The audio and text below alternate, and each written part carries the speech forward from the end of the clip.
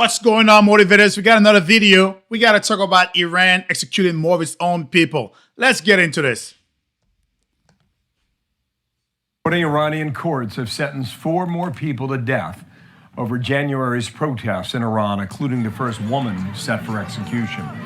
Dr. Sheila Nazarian fled Iran as a child. She's now a plastic surgeon, lives in California, and she's back on our program and joins me now. Doctor, why don't you comment on this woman a moment here? But since the beginning of this war, these are the numbers we've tracked. 656 executions in 3 months, 341 in January, 307 in February, 8 recorded in March while Iran was offline. Let me get to being off. Now, you could be against the war. You could be against all of these things. But this is an atrocity, killing their own people. And this whole propaganda and people think that Iran is a good place. The Iranians are good, but the regime, not so much. Like I've stated in some other videos, pre-70s, Iran was flourishing, just like the United States, like Israel. Now they got to wear burqas, like cover their faces. If they don't wear it properly, they will get killed. Offline in a moment here, but you were talking about violations called crimes against God. And when a woman is executed in Iran, the details you provide are harrowing. Is this going to happen? Bill, Bill, in Iran, just to let your audience know, they believe this regime, these Islamists, they believe that if a woman is killed and she's a virgin, she goes to heaven.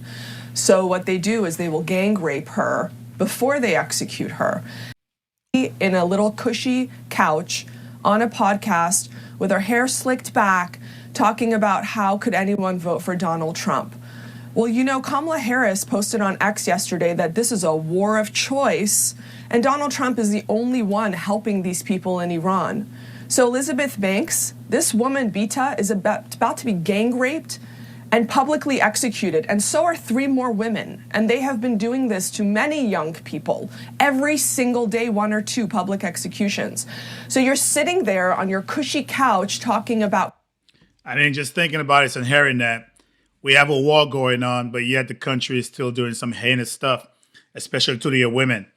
And to prevent them from so-called going to heaven, doing such atrocious thing.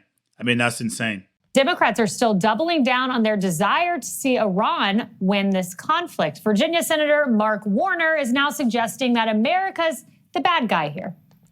And that's something I've always seen. And I've seen from some of my videos that I've posted. It seems that the Democrats are rooting for United States to fail, to lose the war.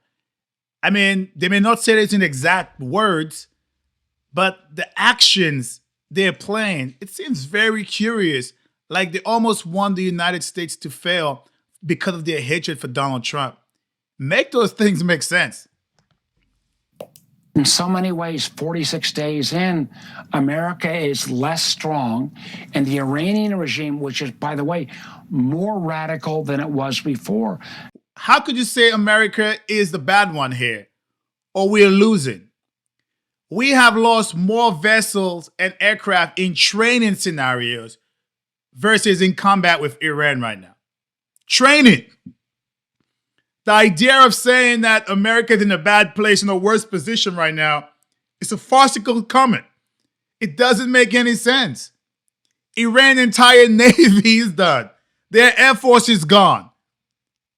Infrastructures is done. What have we lost? Yeah, we lost a couple aircrafts, but major, what have we lost? Obviously, and some people have died, right? We have some 70th member, God rest their soul, have died, perished. But nothing compared to what the regime have had. Can it, on some level of truth, say we just took on America and Israel and fought them to a tie, although maybe even more than a tie, looking at... A tie? These people are insane. I'm telling you, these Democrats, they hate the United States. There is no way anyone in their right judgment, unless you just cuckoo, could think right now America is in a tie. Even the blockades that we have in Iran right now, in the Straits of Hormuz, they're trying to create, because it's free water, international water, they were charging people tolls. Now they're trying to create a blockade on one end. We double blockade them in a sense. So now none of their vessels are living. Their economy, it's going to take them years to recover. Their stock market is closed because they have had this whole blackout. And now nothing is coming in. What is Iran mostly exporting? Oil. That's not going anywhere. So how is it that he could say that right now? A tie? Are you serious? How we are viewed around the world. We have spent 75 years trying to say, with all our flaws, and God knows we've got a lot of flaws, we were the good guys.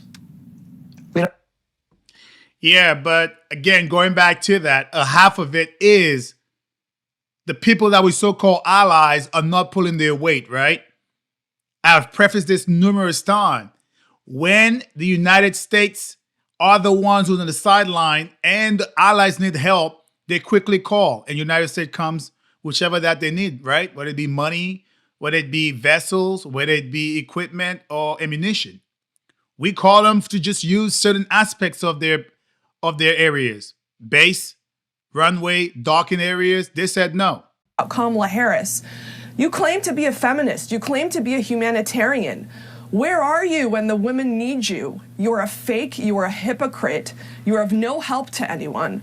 So if you claim to be a feminist, you claim to be a humanitarian, you claim to be a good person, America, Iran isn't just a military war or peace in the Middle East or oil stabilization. This is a humanitarian issue. They are killing young people every single day. And the only one that has helped is President Trump. You know, it's a lack of knowledge and understanding.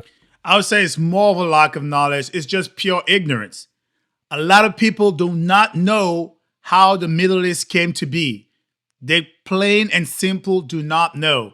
And they only seen what they're seeing right now. And this whole thing about Palestine with Israel, I get whichever side that you're on. But the whole Middle East and how it became with this terrorizing portion, a lot of people don't understand that this fascist regime took over livelihood, Persia, and made it into what it is today. And you understand it better than most. I think about that 19-year-old wrestler who was sentenced to death. I mean, just barbarian. But when I hear you talk Bill, about let this, me tell you talk about this as a humanitarian issue because you're thinking about 92 million people who have been subjected to this government for almost 50 years, Doctor.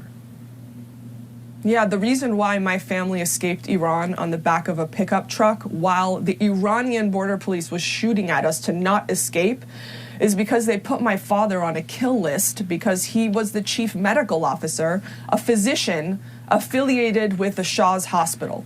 Okay? I'm so grateful that my family got me out of Iran, me and my sister. They had 2 daughters. They could see this is no future for a girl in Iran. And imagine there are millions of people in Iran who knew westernization, who knew freedom 47 years ago, and they lost it because the useful idiots on college campuses, the leftists on college campuses, joined hands with the Islamists, which is exactly what's happening here. They're using the exact same playbook, the exact same propaganda. Hey, that's kind of scary though.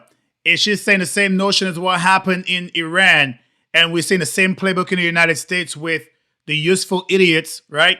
The people who don't know anything, they just have marching orders. Whatever someone said, it goes on the college campuses. Who knows? This is going to be the next generation. The older people are going to get older and the young ones going to be older and they're going to be in charge with those same mindset. The country might turn into a place of tyranny also. What is that country like? How is it, do you think, how ready is it to embrace the modern world if there were different leadership for Iran? As you said, I lived 23 years of Iran, so what I'm saying is not speculation or an outsider's perspective. This is my lived experiences. Let me be clear. Islamic Republic is a terrorist organization that has taken our nation hostage for the past 46 years and has ruled through fear, arresting, kidnapping, torturing, and killing our people since day one. And let me be absolutely direct. The people of Iran are not the regime. We are nothing like them. And we have shown that through uprisings throughout the years since the beginning of the regime in 1999, 2008, 2019, 2022. And every time the Islamic Republic has responded brutally. Take 2019. In 3 days of complete shutdown, they cracked down on people and killed 1,500 unarmed civilians.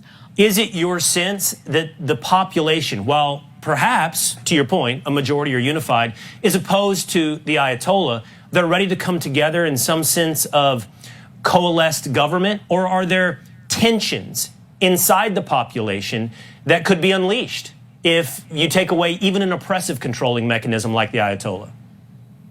So what we've seen so far is that the nation, when it comes to uprisings, come together on these issues. Mahsa Amini was a Kurdish girl who was killed, and from Tehran to Zahedan, Baluch people, Kurdish people, Turks, they all rise together. So we've seen this. We have evidence that when it comes to the integrity of the country, people are all united together against the government.